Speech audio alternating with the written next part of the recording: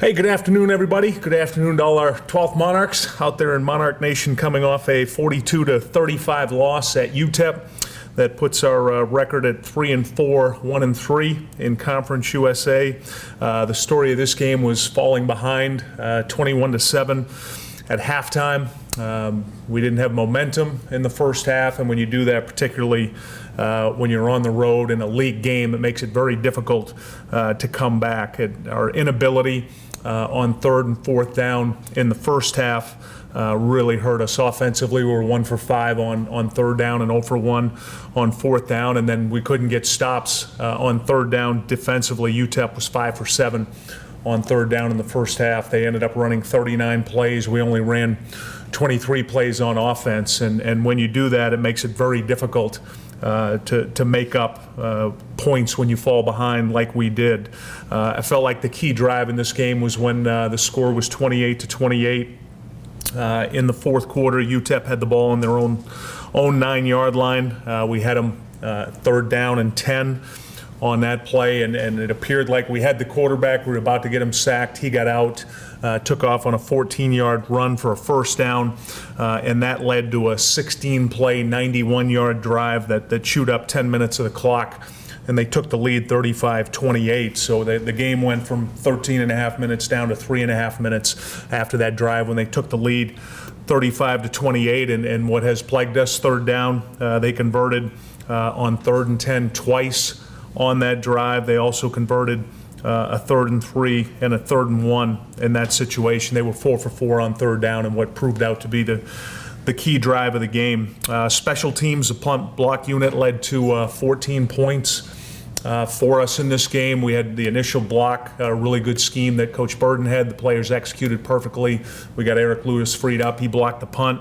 That led to a touchdown, and then another pressure situation later in the game when we forced a bad snap they didn't handle. We got the ball on the 1-yard line, so we were able to generate 14 points off of our punt block unit. Our kickoff team did not help us with the, number one, the surprise onside. We ran in the third quarter. At that point, we had just scored to make it 21-14. We had a formation where we had 4 guys wide on each side, 2 guys in the middle with Ricky Seegers, and they didn't honor the width of the formation. Ricky kicked the ball to the left, and we in essence had 5 guys against 1 guy on their return team, and their 1 guy in the front wall was retreating for the return, and unfortunately Ricky mishit the ball and kicked it out of bounds, and that led to a touchdown in that situation. And then the end of the game, when it was 42-35, we had another onside kick situation with a little over a minute to go, and unfortunately on that one, Jarrett Serbai hit the ball out of bounds.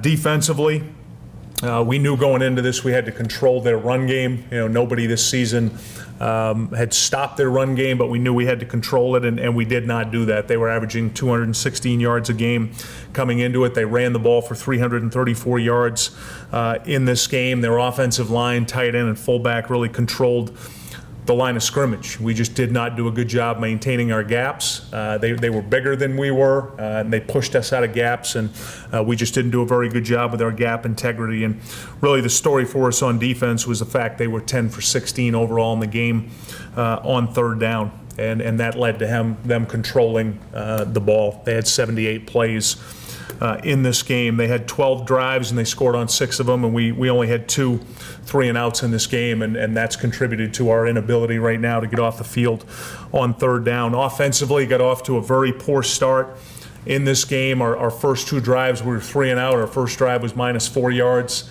with a couple of sacks. Our second drive was minus 13 yards, and that really hurt us not getting off to the good start. On 5 of our 12 drives in this game, we were 3 plays or less 5 out of our 12 drives, and has not been the trademark of our offense. We're usually very successful, particularly when we get off to a good start on first down. We only ran 53 plays in this game, which is our lowest total of the year. And third down, we were very poor. We were 4 for 10 on third down, and I contribute that to the first and second down in this game. Our third downs in this game were 3rd and 14, 4 times. We had a 3rd and 6, 3rd and 10, and a couple of 3rd and 8s in this game. So when you put yourself in that many 3rd and longs, it makes it very difficult to be efficient. And we did not do a good job either side of the ball on 1st or 2nd down to put ourselves in a better position on 3rd down. Speaking to this week, we have a bye this week, and what we're going to do is really focus on trying to get healed up. Our players, they need some time away right now to get their bodies healed up and spend the majority of the time in their training room or in the weight room. This week we've got 17 players right now that are on the injury report, and I think that's as much to do with the fact as we've been playing football for 11 straight weeks, the 4 weeks of preseason, and now 7 straight games. So we got to get some guys healed up offensively. I think we'll get Troy Butler back for the Western Kentucky game. Actually, he's assured me that he'll be back for that game, which is comforting because we certainly miss his presence in the offensive line. I don't think we'll have Eli Anderson back for that game. I think Eli's probably still another week or so away. I think, as everybody knows, the plan is we're going to redshirt Blair Roberts this year, although Blair has been practicing, looks really good in practice, but we're going to keep him out. Be good for Taylor with his shoulder. His right shoulder's been bothering him since the Eastern Michigan game, to get him some time away from throwing, get healed up. And then also Josh Mann with his ankle. He's been playing on really one healthy ankle and has just been gutting it out the last 2 games, the Marshall game and then this game. And then we got a bunch of other guys just with various bumps and bruises. That'll be good for them. Defensively, we made the decision that we will redshirt Rob Thompson, who was scheduled to be our starting free safety. This year, Rob's been out with a shoulder injury since preseason, and it just doesn't appear like he can get that healthy enough quick enough. So Rob played last year as a true freshman. It'll actually be good for him to use this year as his red shirt and get himself healed.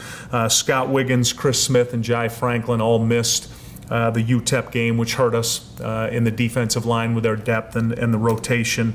I feel like we'll have all 3 of those guys back for the Western Kentucky game.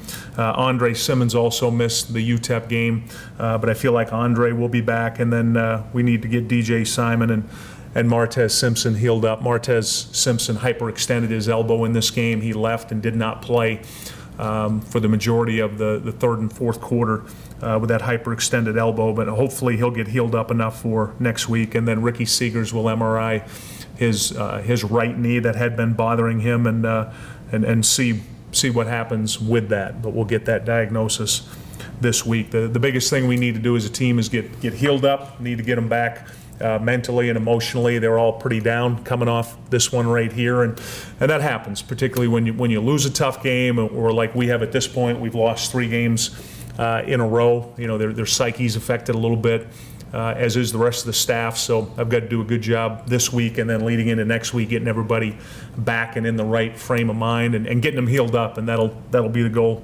And I'll take questions. Bobby, DJ, did he stay in the game, or did he come out? DJ Simon? Yeah, he stayed in. He's really been troubled with that quad injury, and he took another pretty good shot on it, and he just, he toughed it out throughout the game and played well. I thought DJ played pretty well in the game, but really the best thing for him right now is we got to get him off that and make sure that he doesn't take any more shots to it, because he's got a really bad bruise that, according to our trainers, it's calcified some where the bruise is, which is a little bit scary. So getting him off that, getting him treatments is going to be big for him, and having all the way really until next Tuesday before we practice in pads again and get out there. I think that's going to be really good for him. They blocked you guys well Mm-hmm. on the run. Did you see anything on film that you didn't see during the game? Mm-hmm. Was there any secret to what they did, or was it just? No, they pretty much had stuck to what they had been doing schematically. They did a little bit more of the jet sweep motion, where they'd either hand off, to the receiver coming across, or fake it to him, hand off to the running back, or the quarterback would fake both and keep it. They did a little bit more than they had done, and that gave us some issues, which is why they kept doing it more. Really, when you do that, it singles you up. In some areas where you got to maintain your gap, and then you got to make a one-on-one tackle because you got somebody assigned to the sweep and somebody to the back and somebody to the quarterback. So in that way, it's an inverted option play. You know, you just get it, everything happens in front of the quarterback as opposed to behind him. And they gave us some issues with that, which they stuck with it. But it was primarily, Harry, what my biggest fear has been, that we would not be able to hold up at the point of attack. And I don't just mean with the defensive line, I also mean with the linebackers. And we just did not do a good enough job. You know, there were times we were very good, particularly when in the third quarter. You know, I go back and look at that third quarter, we were a different football team. You know, we come out after halftime, we get that thing tied at 28-28. Their only drive was the short field, the one-play drive they had after we botched the onside kick. You know, that was their one drive. We held them on the two other drives in the third quarter, and we were much better defensively, being gap conscious, and then our linebackers and safeties filling. I felt like we played really good football in the third quarter. And then, you know, the one distinguishing drive they had was the one that started with 13 and a half minutes to go. You know, when we had him on 3rd and 10, we had him sacked inside the 5-yard line, lost it, and he got out. And then, like I said, they converted 4 third downs on that drive. That was the defining point of the game right there, when it goes from 28-28 with 13 and a half minutes to go to 35-28 with 3.5 to go. That was really a defining moment. And again, it came back to haunt us. We weren't good in gaps. We weren't good at maintaining the line of scrimmage. You know, they were bigger, stronger than we were at the point of attack, and that's how they went into it. I'll also give them credit, Harry, because you probably noticed this during the game, and Ted, I'm sure you did, but they would not snap the ball until there was about 1 or 2 seconds on the clock. I mean, there were times they're at the line of scrimmage with 25 seconds on the 40-second clock, and the quarterback would just stand there. They were going to take it all the way down and try to reduce the number of possessions in the game. And that would not have worked if we'd have been better on 3rd down. I mean, it would have backfired against them because we would have got multiple possessions from it. But, you know, it worked for them because they were so good on 3rd down. How did Ricky injure his knee, or is this just his old injury flaring back up? It's the old injury that's flared back up. You know, he's tried to get treatments on it, maintain it, but particularly the fact it's to his kicking leg, to his knee. And he had done it back week 1 in the Hampton game on that extra point that he hit the upright on. He had heard it previously on a kickoff and then did it again on that one. And he heard it on a kickoff. It was on a kickoff late in the game when we'd scored to tie it at 28. You know, he kicked the ball into the end zone. It was a touchback, and he heard it again on that one. Right before the drive, the 91-yard drive, there was 3rd and 10, I think, and there was a run play. You guys ran on 3rd and 10. Was that called, or was that something that maybe Taylor thought he saw and he checked out into a run? No, we had called that because 3 previous times in a game when we had a 3rd and long, and the big one, we had a 3rd and 14 when the game was tied 7-7. We ran, in essence, it was like a draw play because they were playing man coverage in the back, and they were trying to switch their double from Zach Pascal to Antonio Vaughn. And there was just nobody there, and Ray Lowry had hit one for, I think, 47 yards in the first half on that same play. And we converted 2 other times. One was 3rd and 6 and one was 3rd and 8 on run plays. Because when you do that, when you play man coverage and then you're running the blitz packages they were running, if there's just a small crease, there's nobody there. And that's what happened. There was nobody at linebacker level. We just missed a couple other ones. When the game was tied at 28, Ray Lowry came through. The one he ended up getting hurt on and come out of the game. A kid just got his foot. He was going to score. It was going to be a 50-yard run.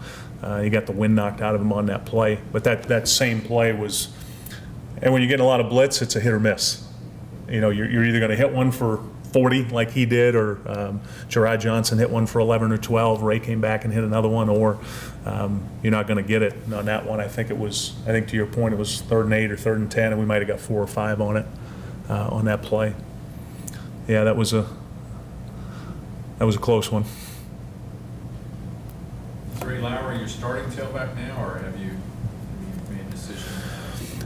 It's, as at this point, you know, nothing's changed. We haven't had a chance to talk to about it yet as a staff, because most of the staff, as you know, they're gone right after the game. But, you know, he's earned the right to be in there significantly. And I still feel like, Harry, and I've felt like that since I've been the head coach here, you got to have at least 2, even 3 good running backs. And we've been fortunate that Ray and Gerard have stayed healthy, you know, because we've also got Cam Boyd who can play as well. But both those guys are, they're going to play, and they need to play. They're a good complement to each other. But he certainly earned more playing time and more touches with this really back-to-back really good performances against Marshall and now against UTEP. And we needed his style in that game because, like I said, it was if he could break a tackle, if a running back could break a tackle at the line of scrimmage, they were going to go in this one. And he's proven that he can do that. That he can break tackles. It's very hard rarely do you see him get tackled by one guy. He's usually it's 2 or 3 guys to bring him down. But he's playing well. I'm really pleased with his progress right now. He's made exceptional progress, and also in the area of protections, which, as you know, we talk a lot with the running backs about. If they can't protect, they can't play. He's made a lot of progress in that area. He had some good blocks Saturday night on blitzes, because the majority of the time, either he or Gerard were getting out on the route. There was some blitz coming that they had to pick up, and he was really solid with that. He's getting really solid now with his assignments, not only in protection but route running. So he's making a lot of progress. Was the first onside kick a read for Seegers, or did you call that one from the sideline to have him look at that, and what was the thought process? Yeah, I called it from the sideline. We had Coach Buggs and I had talked about this at halftime. We were down 21-7, needed some momentum, needed to make some things happen, and we talked to the entire kickoff team about it, what the plan would be, lining up in that 4x4 alignment where we put 4 guys out to the left, 4 to the right, and then we keep 2 in close to Ricky. So now we can survey their front line and see what they do. And if they bring guys up, if they bring at least 6 players up and guard the middle and both sides, then we're going to kick it deep. Because now we got them. They're all up. They're not going to be able to block the return, and they didn't move.